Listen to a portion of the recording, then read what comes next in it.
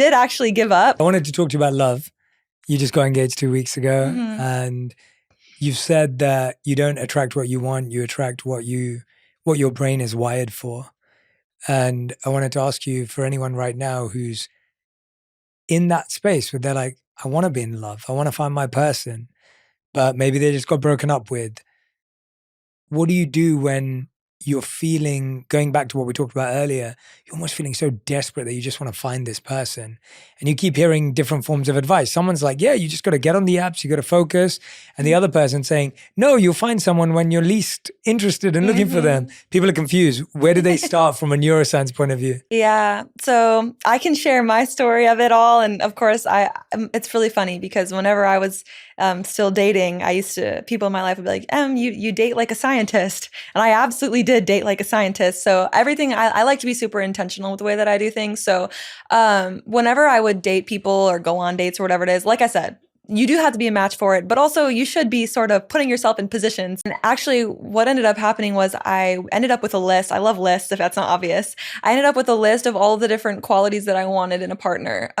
Because I became very aware and clear of what I didn't like in people and what I did, at least for myself, right? And so these weren't necessarily physical attributes, but values and different like characteristics of a person. I took stock of, okay, where am I a match to that and where am I not? Like if I'm wanting someone that's physically active and physically healthy and into fitness and likes to eat healthy and all that, like am I living that lifestyle, right? Like am I a match for that? And so I think that's the first step, is getting super clear. And I think also understanding what you want is very important when it comes to wanting to date someone. Or wanting to meet your person. That's honestly what I did, is I would treat it like an experiment and collect data of all the different things that I valued and things that I didn't. And then on that list, recognizing like, okay, where am I out of sync with whatever it is that I'm asking for? Am I asking for something that I'm not currently embodying, and then embodying that? And then honestly, what happened was I did give up. I did actually give up. I met my fiance literally the same week I had said to my friends, I'm giving up on dating. I went through like a little bit of like a talking stage and then ended it. And I was like, I'm giving up. I'm just going to focus on my business. I'm going to focus on content. I'm just going to do me. And literally I was in the middle of doing me. And you heard the story of like how we met, but we met on a work call. So I was in the process of doing me.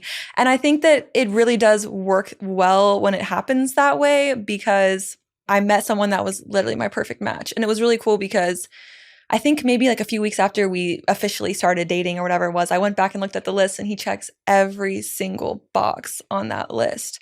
And so it works. And I think for that, I also tell people like, don't ever settle, like don't settle for a person. And it was really cool because when it was that moment of like, oh, that's what it's supposed to feel like. Like for so long, I was like fighting to make certain things work, or like trying to like explain myself in situations or whatever it is. But then finding that person that really understands you, that you don't have to over explain yourself all the time is really incredible. But yeah, and so I guess just again, getting clear on the feelings that you want. And I think when it comes to manifesting love from the neuroscience perspective of it, you do have to date yourself. And people do say that. And you do have to be in love with yourself, and you do have to date yourself, and you do need to have a really good relationship with yourself. Because I mean, the truth is that like relationships are like, they are work, and you do have to pour into them. And there are going to be moments where you're going to maybe not see it the same way, but understanding yourself and really being really confident in who you are is really important, even for the longevity of a relationship. So it's